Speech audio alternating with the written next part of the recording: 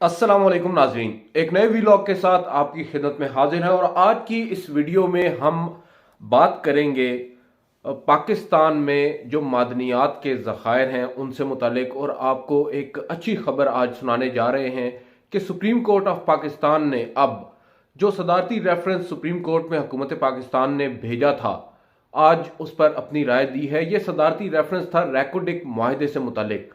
आज आपको हम बताएंगे बेसिकली ये रैकोडिक माहिदा है क्या, और ये किसके साथ तय पाया है, कितने साल के लिए तय पाया है, और इससे कितनी नौकरियां जो पाकिस्तान के शहरियों को मिलेंगी। इसके अलावा पाकिस्तान को इससे कितने अरबों डॉलर्स का फायदा भी होगा और कितने अरब डॉलर का नुकसान आज होने से सुप्रीम कोर्ट ऑफ पाकिस्तान ने पाकिस्तान को बचाया है, इससे मुतलिक आपको बताएंगे। और इसमें यह भी बताएंगे कि इमरान खान साहब की जो हुकूमत थी, जो कि अब साबका हुकूमत थी, उसने इसमें क्या किरदार अदा किया है। उसने भी मुस्बत किरदार अदा किया। और पाकिस्तान के जो रियासती इदारे हैं, जो फौज है, उन्होंने भी काफ़ी मुस्बत इसमें अपना किरदार अदा किया है। ये सिर्फ एक सुप्रीम कोर्ट का एक फैसला नहीं है, बल्कि इसमें पाकिस्तान के मजमूई तौर पर तमाम जो स्टेक होल्डर्स हैं, जिनमें जो सिविल इदारे हैं, जो इस्टेब्लिशमेंट है, जो आपके रियासती इदारे हैं, उसके अलावा जो हुकूमतें हैं, सियासी हुकूमतें हैं, चाहे उनका ताल्लुक वफाक से हो या सूबे से हो,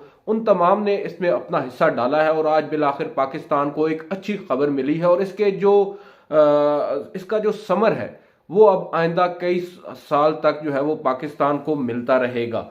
बुनियादी तौर पर अब आते हैं इसकी तफसीलात की तरफ। ये माहिदा है क्या और इससे पाकिस्तान को किस तरह फ़ायदा होगा। ये माहिदा, इसकी अगर हिस्ट्री में जाए, मैं एक वीडियो पहले भी कर चुका हूं इस पर, अगर इसकी हिस्ट्री में जाए तो ये माहिदा हुआ था 2006 वाली अगर बात करें, इससे कबल 90 की दिहाई में भी एक माहिदा हुआ था। बहरहाल उसको रिविजिट किया गया, एक नया माहिदा हुआ 2006 में, जो कि उसमें दो कंपनीज थी गैर मुल्की। एक कैनेडियन कंपनी थी और एक चिली की कंपनी थी। एक कंपनी थी एंटोफगस्टा और एक कंपनी थी बैरक गोल्ड इंटरनेशनल। और इन्होंने मुआहिदा किया था, दो कंपनियों का एक कंसोर्शियम था। इन्होंने मुआहिदा किया था पाकिस्तान के साथ और बलोचिस्तान की गवर्नमेंट के साथ। जो पाकिस्तान का या मजमूई तौर पर बलोचिस्तान और पाकिस्तान का हिस्सा था वो था 25%, जबकि जो एंटोफगस्टा और बैरक गोल्ड हैं, इन दोनों का हिस्सा था 37.5%। यानी 75% इन दो का बनता था और 25% पाकिस्तान का बनता था, जिसमें बलूचिस्तान का भी हिस्सा है। और उस माहदे को जो 2006 में हुआ था, उसको बाद में कुछ गलतियां हुई, हमारे इदारों से गलतियां हुई, हमारी हुकूमतों से गलतियां हुई। और उसके बाद सबसे बड़ी गलती उस वक्त की हमारी सुप्रीम कोर्ट से हुई। चीफ जस्टिस इफ्तिखार चौधरी, उन्होंने एक फैसला दिया और 2011 में इस माहदे को उन्होंने कलअदम करार दे दिया, गैर कानूनी करार दे दिया। जिसके बाद जो इंटरनेशनल कोर्ट ऑफ जस्टिस आप कह सकते हैं, जो इक्सिड है, उसने पाकिस्तान पर एक भारी जुर्माना आयद किया तकरीबन 6 अरब डॉलर का। और इसी तरह एक और जो इदारा है, उसने पाकिस्तान के ऊपर अब जुर्माना आयद करना था आइंदा कुछ दिनों में। बहरहाल तकरीबन कुल मिलाकर 10-11 अरब डॉलर का ये जुर्माना था जो पाकिस्तान को पे करना था।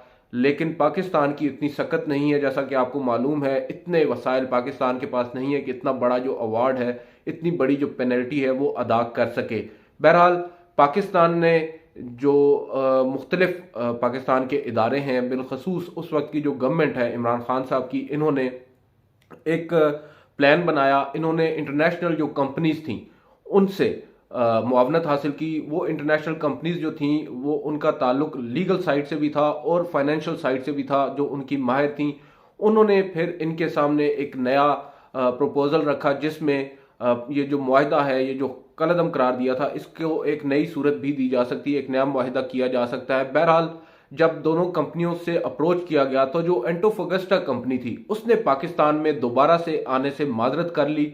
और जो उन्होंने एक क्लेम किया था अपना तकरीबन 3.5 अरब डॉलर का पाकिस्तान के खिलाफ, उन्होंने वो वापस लेने की शर्त ये रखी कि वो तकरीबन 900 मिलियन डॉलर अगर पाकिस्तान उनको पे करे तो पाकिस्तान जो है, उनका हिस्सा जो था उस वक्त पार्टनरशिप में, उस माहदे में, वो पाकिस्तान खरीद सकता है।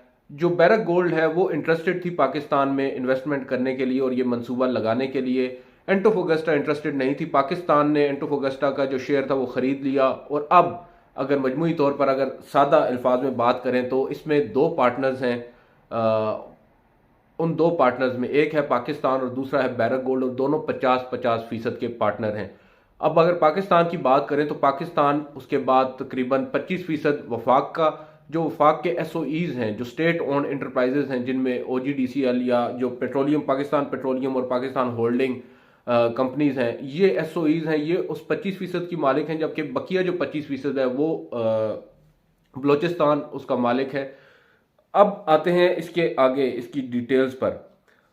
अगर इसकी बात करें रॉयल्टी की, तो बलूचिस्तान को पहले साल जो रॉयल्टी मिलेगी वो तकरीबन $5 मिलियन मिलेगी, दूसरे साल मिलेगी $7.5 मिलियन, और उसके बाद जो इसकी प्रोडक्शन जब तक मुकम्मल नहीं हो जाती उस वक्त तक हर साल बलूचिस्तान को $10 मिलियन मिला करेंगे। और ये सिर्फ रॉयल्टी की मद में है, मुनाफा इससे अलग है जो पाकिस्तान को 50% हिस्से में से मिलना है। इसके बाद अब आपको बताते हैं बेसिकली रेकोडिक जो है ये है क्या। रेकोडिक बुनियादी तौर पर एक जगह है, एक कस्बा है बलूचिस्तान और अफगानिस्तान। बलूचिस्तान में अफगानिस्तान और ईरान का जो सरहदी इलाका है, टीथियान का ये एक आप कह सकते हैं बेल्ट है, जो तकरीबन ईस्टर्न यूरोप से लेकर साउथ ईस्टर्न एशिया तक फैला हुआ है। और इस बेल्ट में बताते हैं कि जो सोने और तांबे के वाफिर मिकदार में जो ज़राए हैं वो हैं, और ये उसका मरकज़ है। और यहाँ पर एक और जो अहम बात ये है कि ये सिर्फ एक रेकोडिक का जो ये मकाम है जहाँ पर अब ये माहिदा, यहाँ मनसूबा ये लगाया जा रहा है, डिगिंग की जा रही है, माइनिंग की जा रही है, ये करनी है अभी इस माहिदे के तहत। सिर्फ ये एक इलाका नहीं है, इसके आसपास भी ये सिर्फ उस एक इलाके का एक छोटा सा हिस्सा है। बुनियादी तौर पर ये एक बहुत बड़ा एरिया है जहाँ पर ये ज़खायर मौजूद हैं, और ये एक शुरुआत आप कह सकते हैं इस माहिदे को, जिससे अरबों डॉलर जो है वो पाकिस्तान को मिलेगा।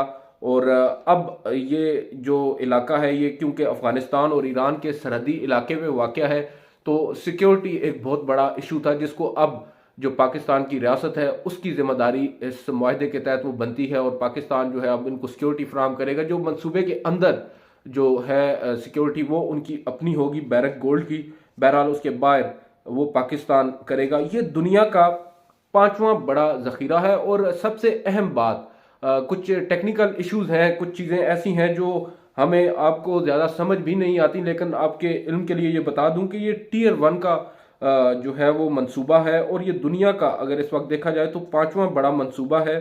और जो पाकिस्तान में ये जो मादनियात हैं, ये जो ज़ख़ीरा है, इसको दरियाफ्त किया गया था 1978 में। आज से तकरीबन 44 साल कबल आप अंदाज़ा लगाएं, 1978 में जियोलॉजिकल सर्वे ऑफ पाकिस्तान ने इन ज़खायर को दरियाफ्त किया था। और उसके बाद अब तकरीबन 44 साल गुजर जाने के बावजूद आज तक हम उससे फ़ायदा नहीं उठा सके। और इसमें नाअहली हम लोग आज ज़बान ज़देआम है कि सुप्रीम कोर्ट की नाअहली थी, सुप्रीम कोर्ट ने इसको नुकसान पहुंचाया है, लेकिन ये गलत है। सुप्रीम कोर्ट नहीं बल्कि उस वक्त के जो रियासती इदारे थे, जो उस वक्त की सिविलियन गवर्नमेंट्स थी, उन तमाम की नाअहली थी। उन्होंने जो माहिदा किया तो काफ़ी वीक टर्म्स पे ये माहिदा किया, और उसके बाद जो परसेंटेज थी पाकिस्तान को जो मिलना थी वो ना होने के बराबर थी। आप अगर अंदाज़ा लगाएं, उस वक्त जो माहिदा हुआ था 2006 में, जैसा कि मैंने पहले आपको बताया कि उस वक्त सिर्फ 25% पाकिस्तान को मजमूई तौर पर मिलना था, और आज वो 50% है। तो ये माहिदा उससे कई गुना ज़्यादा बेहतर है। और अगर जो साबिक वज़ीर ख़जाना है इमरान खान साहब की गवर्नमेंट में, उन्होंने जब ये माहिदा ऑलमोस्ट मुकम्मल हो गया, उनकी बातचीत मुकम्मल हो गई, तो उन्होंने एक, याद होगा, एक प्रेस कॉन्फ्रेंस की थी अपने दीगर वज़रा के साथ, जिनमें वज़ीर आला जो हैं बलूचिस्तान के वो भी उनके हमरा थे। और उन्होंने वहाँ पर ये बात की थी, ये दावा किया था कि तकरीबन आइंदा आने वाले 100 साल तक ये माहिदा पाकिस्तान को माली फ़वाइद देगा, और तकरीबन $100 अरब से ज़ायद पाकिस्तान को जो है इससे मुनाफा होगा। ये कोई छोटी बात नहीं है। आज हमें कोई मुल्क 2 अरब, 1 अरब या $3 अरब जब देता है, तो हमारी जो उस वक्त की हुकूमत होती है वो उसके ऊपर फूले नहीं समाती, और अपना जो क्रेडिट है वो लेने को दौड़ती है। आपको याद होगा सबका नून लीग के दौर में जब अरबों डॉलर्स आए थे, मेरे ख्याल से $2.5 अरब आए थे, और उसके बाद अभी तक उसके किस्से कहानियां जो हैं वो सुनाए जाते हैं। उस लिहाज से अगर देखा जाए तो ये एक बहुत बड़ा मंसूबा है, और ये सिर्फ एक मंसूबा है। अगर आप जाएं उनकी वेबसाइट पर, मैं बल्कि कोशिश करूंगा आपको साथ साथ दिखा भी दूं। जो इनकी वेबसाइट है बैरक गोल्ड कंपनी की, उस वेबसाइट के ऊपर भी काफ़ी तफसीलात से बताया गया है कि किस तरह ये माहिदा जो है परवान चढ़ेगा। और अब जो इसकी बाकायदा तौर पर प्रोडक्शन है वो तकरीबन साल 2027-2028 में शुरू हो जाएगी। अभी प्रिलिमिनरी स्टेजेस हैं इसके ऊपर अभी, क्योंकि ये जो साल है 2022 का, इसको तो लीगल उसके लिए इन्होंने रखा था। उसके बाद 2024 में इसको मजीद आगे बढ़ाया जाएगा और उसके बाद प्रॉपर इसकी डेट जो है वो तय पाएगी कब इसके ऊपर काम शुरू होना है। और फिर 2028 तक तकरीबन इसकी जो प्रोडक्शन है वो शुरू हो जाएगी और इसके समरात पाकिस्तान को मिलना भी शुरू हो जाएंगे। इस मुआहदे की अगर मियाद देखी जाए तो तकरीबन 47 साल तक ये मुआहदा जो है वो इसके ऊपर ये कंपनी काम करेगी पाकिस्तान के साथ।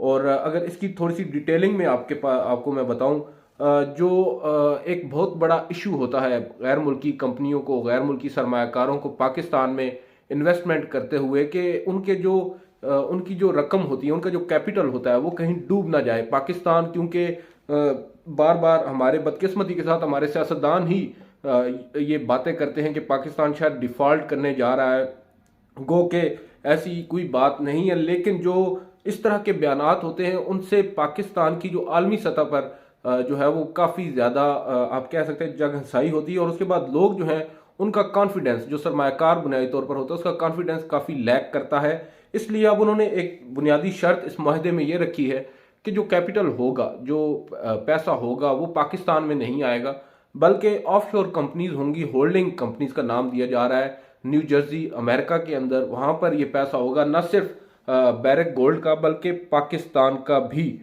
और अगर इसकी मंसूबे की बात करें तो मकाम तो हमने आपको बता दिया है, बलूचिस्तान में रैकोडिक का एक एरिया है जहां पर ये माइनिंग होगी। ऑलरेडी वहां पर माइंस जो है उनकी खुदाई तो हो चुकी है, जब पहले ये माहिदा इस पर काम शुरू भी हो चुका था, लेकिन बदकिस्मती के साथ वो काम रुक गया था। और अब फिर जब ये शुरू होगा, तकरीबन ये एरिया जो बनता है गवादर पोर्ट तक रैकोडिक से, वो तकरीबन 680 किलोमीटर अगर बात की जाए, एक जो माइन है उसके ज़रिए एक पाइपलाइन बिछाई जाएगी जो सीधी गवादर तक जाएगी।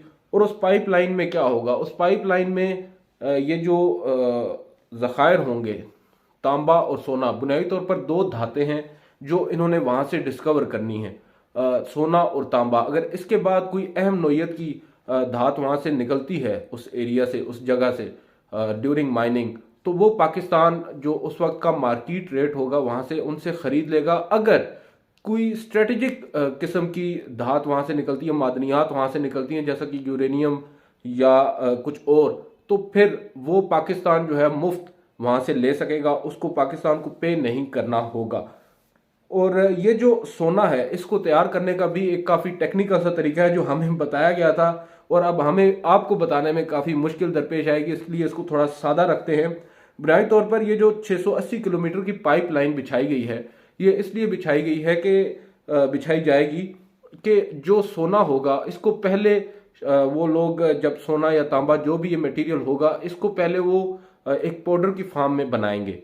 जब ये पाउडर की फार्म में बनेगा तो उसके बाद इसमें पानी की आमेजिश के साथ इसको एक लिक्विड फार्म में डालकर इसको पाइपलाइन के जरिए गवादर पहुंचाया जाएगा, और वहां पर फिर इसको रिवर्स किया जाएगा इस पूरे प्रोसेस को, और फिर पाउडर की फार्म में गवादर जो बंदरगाह है वहां पर ही इसको निकाला जाएगा। वहां पर भी इसके लिए प्लांट लगेगा, और उसके लिए ये तकरीबन जो है इतनी लंबी 680 किलोमीटर लंबी पाइपलाइन जो है वो बिछाई जाएगी। और यहाँ पर एक सवाल सुप्रीम कोर्ट की जानिब से उठाया गया था, मैंने आपको अपनी एक वीडियो में भी बताया था कि जो पानी की किल्लत है वो एक बहुत बड़ा इशू है। जो बलूचिस्तान है वहाँ पर अक्सर हम कहते हैं कि पानी की किल्लत है। जस्टिस इजाजुल एहसन ने, जो 5 रुकनी लार्जर बेंच का हिस्सा थे, उन्होंने सवाल उठाया था कि जब सीमेंट फैक्ट्रियों का एक आज खुद नोटिस आपको याद होगा, चीफ जस्टिस उस वक्त के साकिब निसार साहब ने लिया था, हमारे पोटोहार रीजन के अंदर सीमेंट प्लांट्स लगे थे, और उसके बाद 22 जो एक्वाफर था, पानी के अंदर जो ज़ेरे ज़मीन पानी की सतह थी वो काफ़ी नीचे चली गई थी। और अगर आपको याद ना आए, उस वक्त जो मुकदमा आया था बुनियादी तौर पर सुप्रीम कोर्ट में, वो था कटास राज का, और कटास राज में जो तालाब था वो खुश्क हो गया था, और उसके बायस ये जो मुकदमा उसके बाद ज़ेर बहस आया, और उसके बाद ये सीमेंट फैक्ट्रियों का जो मुकदमा था ये भी सुप्रीम कोर्ट ने इस पर सो मोटो लिया था। और अब वही खदशा यहाँ पर जब जाहिर किया गया तो मखदूम अली खान ने, या बैरक गोल्ड जो वकील हैं बैरक गोल्ड के, उन्होंने अदालत को ये कन्विंस किया था कि वहाँ पर पानी वाफिर मिकदार में मौजूद है, गो कि वो पानी किसी जानदार के पीने के काबिल नहीं है, तहम जो उनका मंसूबा है इसके लिए वो काफ़ी होगा, और जो इनके मंसूबे की कुल मियाद है उससे भी ज़्यादा का वहाँ पे ज़खायर पानी के मौजूद हैं। और साथ साथ उन्होंने एक और बात कही थी कि वो उस पानी को हम पीने के काबिल भी बनाएंगे, और वहाँ की जो लोकल आबादी है उनको वो पानी दस्तयाब भी होगा। वहाँ पर प्लांट लगाया जाएगा जिससे ये पानी जो है वो पीने के काबिल हो जाएगा। और अब अगर इस मंसूबे की अगर बात करें, एक और जो अहम बात वो ये है, जब ये बंदरगाह पर पहुंचेगा ये जो मवाद है सारा ये सामान, तो तकरीबन 85% जो अदायगी है इस सामान की, इस मवाद की, वो तकरीबन उस वक्त ही हो जाएगी तमाम जो स्टेक होल्डर्स हैं इसमें। और जो 15% है वो फिर मंजिल पर, जो अपनी असल मंजिल है वहाँ पर जब ये जितना भी सामान है ये पहुँचेगा उसके बाद 15% अदायगी होगी। और अगर नौकरियों की बात करें, जो रोज़गार यहाँ पर मिलेगा बलूचिस्तान के लोगों को, जिनकी महरूमियों के हम किस्से सुनते आ रहे हैं, अब कम से कम उनको किसी न किसी सूरत में अगर बड़ा नहीं तो छोटा मोटा रिलीफ तो मिल रहा है कि तकरीबन 7500 नौकरियां, यानी 7,500 से 8,000 नौकरियां लोगों को मिलेंगी वहाँ पर। और ये होगा जब ये तामीर होगा मंसूबा, और उसके बाद, और तामीर में भी ये कोई 1 या 2 साल का तो मंसूबा है नहीं, काफ़ी लंबा टेन्योर होगा। और उसके बाद तकरीबन जब ये मंसूबा ऑपरेशनल हो जाएगा उसके बाद 4,000 नौकरियां जो हैं वो वहाँ के लोगों को मिलेंगी।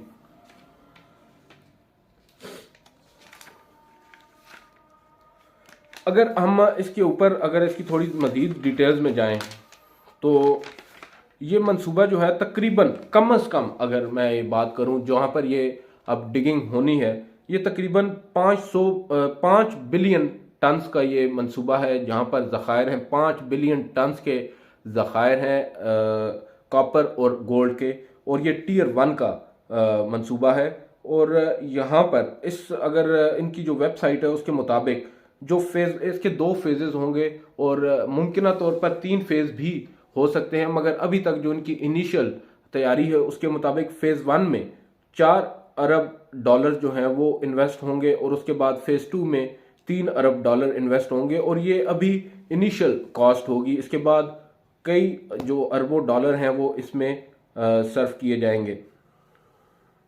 और ये इस पूरे मंसूबे के बाद जो बलूचिस्तान होगा वो दुनिया का एक ऐसा सूबा होगा जहां पर फॉरेन डायरेक्ट इन्वेस्टमेंट जो है वो इतनी बड़ी तादाद में आएगी। यहाँ पर जो सहूलियात बलूचिस्तान को मिलेंगी अगर वो आपको बताएं तो उसमें फूड सिक्योरिटी होगी, जो वाटर की एक्सेस है, पानी की सहूलत, वो मेडिकल केयर और हाउसिंग और पावर में बुनियादी तौर पर जो वहाँ पर बिजली की सूरत में, और साथ साथ एजुकेशन और इंटरनेट और टेली कम्युनिकेशन एक्सेस की जो सहूलियात हैं वो बलूचिस्तान के लोगों को मुयस्सर होंगी।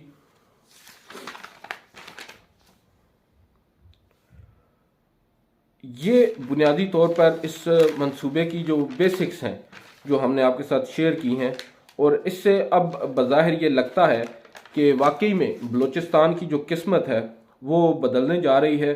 बलूचिस्तान में हम देख रहे हैं, आज मेरी कुछ दोस्तों से बात हो रही थी जो वहाँ पर इस एरिया को काफ़ी करीब से जानते हैं और वहाँ पर उन्होंने सर्व किया है मुख्तलिफ पोजीशंस पर। तो उन लोगों का भी बुनियादी तौर पर यही मानना है कि बलूचिस्तान में ये तो एक बूंद है, वहाँ पर कई ऐसे ज़खायर मौजूद हैं, वाफिर मिकदार में ज़खायर मौजूद हैं। लेकिन सबसे अहम बात यह है कि जब सुप्रीम कोर्ट ने अपनी इस गलती को आज जब दुरुस्त किया है, सुप्रीम कोर्ट से बुनियादी तौर पर हुकूमत ने राय मांगी थी कि हमने 2 सवाल हुकूमत ने सुप्रीम कोर्ट के सामने रखे थे, और ये 2 सवाल सुप्रीम कोर्ट के सामने हुकूमत ने बैरक गोल्ड की उस शर्त पर रखे थे। जब बैरक गोल्ड के साथ दोबारा मुआहिदा करने हुकूमत जा रही थी तो उन्होंने एक शर्त रखी थी हुकूमत के सामने कि आप लोग अव्वल तो जो पार्लियामेंट होगा पाकिस्तान का उससे इस मुआहदे की तौसीक कराएंगे, और उसके बाद सुप्रीम कोर्ट से भी तौसीक कराई जाएगी। उनका जो बुनियादी खदशा था उनको वो ये था कि पहले भी जब हम कई इतनी बड़ी इन्वेस्टमेंट पाकिस्तान में लेकर आए हैं, उसके बाद आप लोगों की सुप्रीम कोर्ट ने इसके ऊपर जो फैसला दिया है उससे हमें बहुत बड़ा नुकसान हुआ है। तो अब वो ये नहीं चाहते कि इस तरह की गलती दोबारा दोहराई जाए, इसलिए अब हुकूमत मजबूर हुई है सुप्रीम कोर्ट के सामने जो है वो लेकर आने में एक रेफरेंस। और जो रेफरेंस सुप्रीम कोर्ट में आया था इसमें दो सवालात पूछे गए थे। वो सवालात क्या थे? पहला सवाल ये था कि जो माहिदा अब किया जा रहा है बैरक गोल्ड कंपनी के साथ, क्या ये सुप्रीम कोर्ट का जो 2013 का फैसला उस वक्त इफ्तिखार मोहम्मद चौधरी साहब ने दिया था, क्या उससे मुताबिकत रखता है? उसके कहीं खिलाफ तो नहीं है? और दूसरा, जो एक हुकूमत बिल बनाने जा रही है, अब जो प्रपोज बिल है उस बिल को कहा जा रहा है फॉरेन इन्वेस्टमेंट बिल 2022, इसको अगर उर्दू में कहें तो गैर मुल्की सरमायाकारी बिल 2022। क्या ये बिल जो है ये जो सुप्रीम कोर्ट का 2013 का फैसला उससे मुताबिकत रखता है या नहीं, और अगर या उसके खिलाफ तो नहीं है? तो इन दो सवालात पर आज सुप्रीम कोर्ट ने अपनी एक मुख्तसर राय दी है। उस मुख्तसर राय में जो 13 सफ़हात पर मुश्तमिल है, उसमें सुप्रीम कोर्ट ने अव्वल तो इस माहिदे को कानूनी करार दिया है जो कि खुशाइंद है, और दूसरा सुप्रीम कोर्ट ने यह भी कहा है कि ये जो माहिदा है इसमें मुख्तलिफ ऐसी चीज़ें हैं जिनको देख कर ये अंदाज़ा लगाया जाता है, जो यकीन दहानियाँ करवाई गई हैं हुकूमत के ये बैरक गोल्ड कंपनी की जानिब से, कि पाकिस्तान में जो लेबर होगी उनको जो है उनके हकूक मुकम्मल दस्तियाब होंगे, उनको हैंडसमली पे किया जाएगा, उनको जो मकामी मजदूर हैं उनसे बेहतर वहाँ पर पे किया जाएगा। ये एक काफ़ी मुस्बत बात है। और दूसरा एक कंसर्न था इनका बिलखसूस गवर्नमेंट का, जैसा सुप्रीम कोर्ट का, जैसा कि पहले मैंने आपको बताया, जस्टिस इजाजुल एहसन और चीफ जस्टिस ने भी जो माहौलियाती माहौल दोस्त होने के हवाले से सवाल उठाया था कि इस मंसूबे के, उसको भी अब सुप्रीम कोर्ट ने खुद ही एड्रेस किया है जो बैरक गोल्ड के वकील की यकीन दहानी पर, कि उन्होंने अब यकीन दहानी कराई है कि ये माहौल दोस्त होगा और तमाम जो ज़रूरी इकदाम हैं और जो ज़रूरी जो आप कह सकते हैं कि पैरामीटर्स हैं उनको ज़रूर फॉलो किया जाएगा। और उसके बाद अब सुप्रीम कोर्ट ने इस पर अपनी मोहर सख्त कर दी है। अब 15 तारीख की डेडलाइन है जो पाकिस्तान ने ये मुआहदा जो है दस्तखत करना है, इसके ऊपर 15 तारीख से पहले अगर इसके बाद दस्तखत नहीं होते तो तकरीबन हर माह जो है वो तकरीबन $7 मिलियन गालिबन इसकी पेनल्टी पाकिस्तान को मजीद पड़ेगी। और अगर अब पाकिस्तान इस पर दस्तखत नहीं करता तो मजमूई तौर पर $100 मिलियन जो है वो पाकिस्तान को अदा करना होगा। और अगर उसके बाद भी इसके ऊपर कुछ नहीं होता तो फिर $10 अरब पाकिस्तान, इतने पाकिस्तान के पास शायद हैं भी नहीं, वो इसको पे करना पड़ते। सुप्रीम कोर्ट का जो फैसला है गो के इसमें ताख़ीर हुई है। चीफ जस्टिस ने कहा था कि 5 दिसंबर तक हम लोग फैसला सुना देंगे, मुख्तसर राय दे देंगे, मगर आज 9 तारीख को उन्होंने ये राय दी है। लेकिन अब भी वक्त है और अब हुकूमत को चाहिए कि स्विफ्टली जो मायदा है इसके ऊपर दस्तखत किए जाएं, जो बिल है उसको फौरी तौर पर पास किया जाए और जो उनकी रिक्वायरमेंट्स हैं उनको पूरा किया जाए, ताकि पाकिस्तान जो है इस पेनल्टी से बच सके। और अब मजमूई तौर पर लग यही रहा है कि पाकिस्तान एक बहुत बड़े आप कह सकते हैं नुकसान से बचा है और अब एक बहुत बड़ा मुनाफा पाकिस्तान को मिलने वाला है इस मुआहदे के पेश नज़र। और इसके बाद जब इतनी बड़ी इन्वेस्टमेंट, इतना बड़ा सरमायाकार पाकिस्तान में आएगा तो उसके बाद दीगर सरमायाकार भी इंटरेस्टेड होंगे पाकिस्तान में आने के लिए। और जो फॉरेन इन्वेस्टमेंट बिल है 2022 का, उसके हवाले से अब एक और अहम बात सुप्रीम कोर्ट ने भी अपने फैसले में वाजे की है कि ये जो फॉरेन इन्वेस्टमेंट बिल होगा ये सिर्फ बैरक गोल्ड के लिए नहीं है, बल्कि दीगर भी कोई गैर मुल्की कंपनी अगर पाकिस्तान में सरमायाकारी करना चाहती है तो वो भी इस बिल से फ़ायदा उठा सकती है। जो एमनेस्टीज मिलेंगी वो उनको भी मिलेंगी। एक और शर्त सुप्रीम कोर्ट की तजवीज़ पर अब हुकूमत ने आयद की है, इस बिल में शामिल भी होगी कि 500 मिलियन कम अज़ कम, जो $500 मिलियन की इन्वेस्टमेंट कम अज़ कम जो करेगा वो इस बिल के उसमें आएगा। अदरवाइज जो उससे कम का होगा उसको ये फ़वायद नहीं मिलेंगे फॉरेन जो इन्वेस्टमेंट बिल के ज़रिए।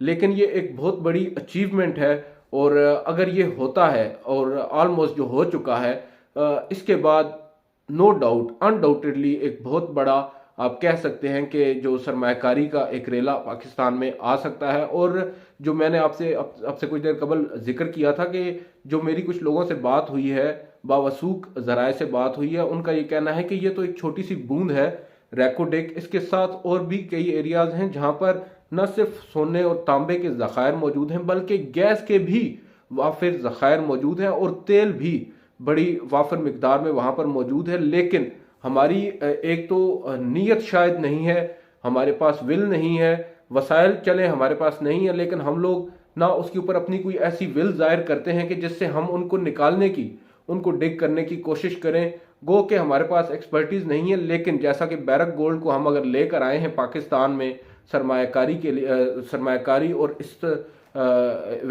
आप कह सकते हैं कि इस डिगिंग के लिए, कानकुनी के लिए, तो हम दीगर कंपनीज को भी ला सकते हैं। और वो जब ये मुआहदा अब अपने पाए तकमील तक पहुंचेगा या फिर कम अज़ कम शुरू ही होगा, तो उसके बाद मुख्तलिफ कंपनी अपने प्रपोजल्स के साथ पाकिस्तान में आएंगी और जो है वो इस तरह के दीगर भी मंसूबे शुरू हो जाएंगे। ये था आज का वीलॉग। उम्मीद है आपको कुछ बातें जो हमने कन्वे करने की कोशिश की है या आपको बताने की कोशिश की आपको समझ आई होंगी। बहुत सारी चीज़ें तो हमारे भी जो समझ से वो बालातर हैं, लेकिन जो इसका क्रक्स है वो आपको बता दिया गया है कि पाकिस्तान में अब जो है वो बैरक गोल्ड कंपनी के साथ मुआहदा ऑलमोस्ट डन हो गया। 29 तारीख को सुप्रीम कोर्ट ने गुज़िश्ता महीने इस पर अपनी राय महफूज की थी, जो आज बिल आखिर सुना दी है।